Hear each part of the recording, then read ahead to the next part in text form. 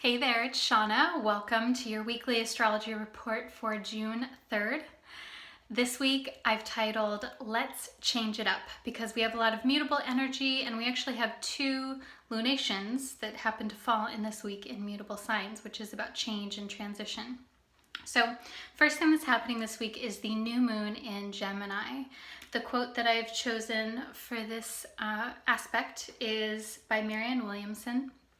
She says, "You must learn a new way to think before you can master a new way to be." And I like this for new moon in Gemini because Gemini, of course, is about thought process, communication, thinking. Gemini is also, I think, I don't always hear people say this, but it's true that Gemini is originally the symbol for symbology and something abstract being connected to something more material. It is the planet that rules over symbolism. And so it's like this is what language and thought process is that we need to, I think this quote is saying very beautifully that when you tap into this different way of thinking, then that can change your outer reality. Now, I would play devil's advocate that it works the inverse way as well, that when you do something different, it changes your thinking. But for the purpose of the new moon in Gemini, it really is more about cerebral type of being and thoughts. And then, of course, new moon is about new things, new beginnings, starting fresh, and tapping into something that is just the potential and then building on that as the month follows.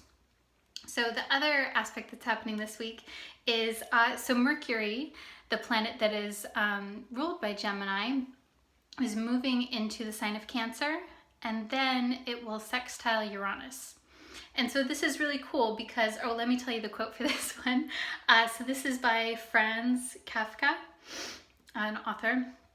He says, "There are some things that one can only achieve by a deliberate leap in the opposite direction." And I saw this and I thought this was really perfect for Mercury sextile Uranus because Uranus is about change. It's about changing a system. And typically, totally radical or unconventional or unexpected change. And then Mercury, it's moving into the sign of Cancer. So Mercury in Cancer, it is more of a slower, more emotional type of feeling. Mercury in Cancer reminds me of that term emotional intelligence. And so the other piece of this too is that this same week, Venus will move into the sign of Gemini. So we have kind of like a lot of little switches that involve mercurial things, thought, process, communication. So this is really about opportunities for change. And I would say, again, like opportunity for changing your thought process or for new information coming to you. The third thing that's happening this week is the Sun will square Neptune. And then this same day, so this is happening Sunday or Monday, depending on where you are in the world. Also, the first quarter moon in Virgo is on this day. And so I put these two together because the first quarter moon, that lunation, it inherently involves the Sun. And so the fact that the Sun is squaring Neptune means that the moon is involved in this equation as well. And so if you have been following transits, you know that Neptune is in the sign of Pisces. It's been there for quite some time. So that means the moon in Virgo will be opposite Neptune. So what does this mean? So this is about striving and self-acceptance. The quote that I've chosen is by Lao-Tzu. "When I let go of what I am, I become what I might be." And I love this so much for anything involving Neptune, but especially a first quarter moon, because the first quarter moon is about meeting resistance, meeting challenge, determining when and where to sacrifice or where to compromise or where to stick to your guns. And then Neptune being involved here does, it reminds me of the energy that we spoke about last week, where there's a certain amount of surrender and acceptance that is emphasized. And then the first quarter moon being in the sign of Virgo, this is really about self-acceptance. while striving for the ideal. Neptune and Virgo, both to me have that symbolism. And so I think there's a lot this week, especially if you already have those tendencies of really striving for a certain ideal. Like, how do you balance that with accepting yourself as you are now? So that first quarter moon, that happens Sunday the 9th at 10:59 p.m. Pacific time. So I have 3 tips for you. Tip number 1 is to find solace in routine and ritual. And I'm saying this because when we have so much mutable energy happening, it can feel like there's a lot of change in the air. And that can be great, but it can also kind of be like unstabilizing, I find, especially when we have a Neptune aspect. Neptune can show where things do feel a little bit uncertain or ambiguous. So the way that I like to temper that is to really emphasize your routines and rituals, day-to-day practical things. Get yourself into a routine as much as you can, or really stick to that this week. Tip number 2 is to prioritize your physical health.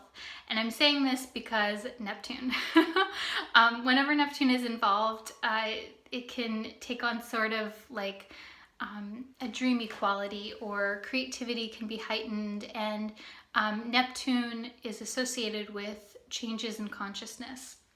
And so I think this is a wonderful time to explore dream work or creativity, or any way, like yoga nidra, anything like that that helps you tap into the experience of yourself in a non-linear way. But then also it's really important to temper that with physical vitality, making sure that you are well nourished, well rested, well fed. So that's tip number 2, to prioritize your physical health.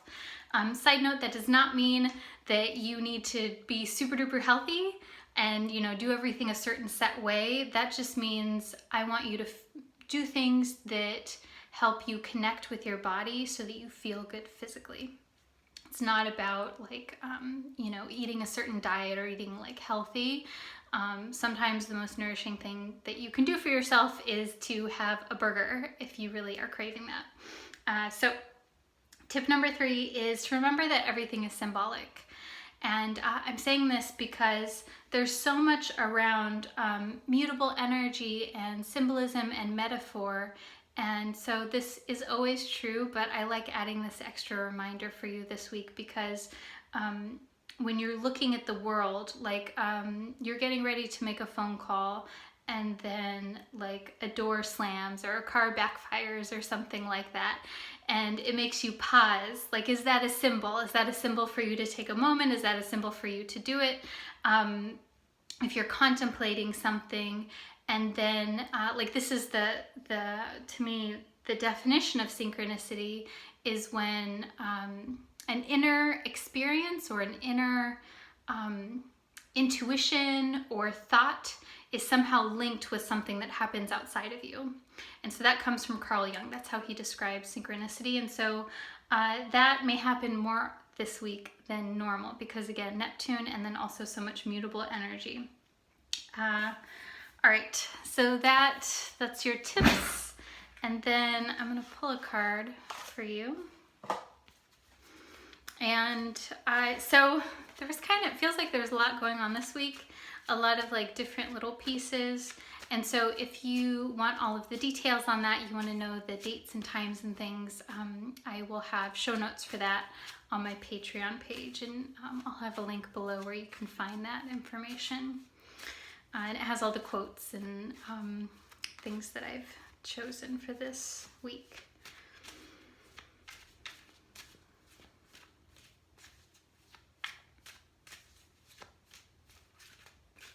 Okay.